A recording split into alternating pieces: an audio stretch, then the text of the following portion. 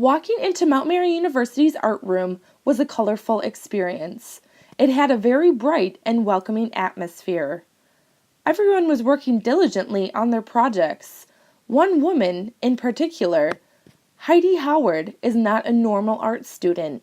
She graduated 20 years ago with a fashion major. She is now back as a special student, as they call it, to possibly graduate in the fine arts. It is her first year back since she graduated. She says she doesn't know what her future holds, but she did say that she is just getting her feet wet.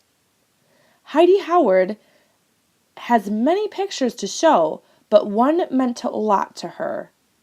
As we walked out of the classroom down the hall, we passed many unique pictures and artifacts. Finally, we came to a particular painting of hers, and it all began with a story.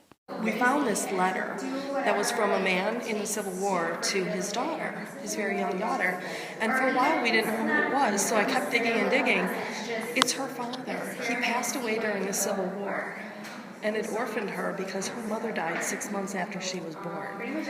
And so then I found her portrait, and, all of this story started coming out. I'm like, oh my God, how sad, and, it just sounded awful what she had gone through. So I wanted to make this sort of melancholy rendition of her. So that's why there's so much blue on it. And I think that a lot of her sadness is showing through.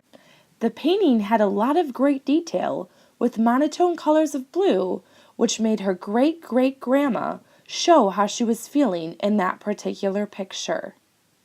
Looking at the picture, you almost feel a sadness for her, not ever knowing who she was. Many people may not know, but Heidi Howard suffers from fibromyalgia. This limited her in her past jobs, which led her down the path to the fine arts.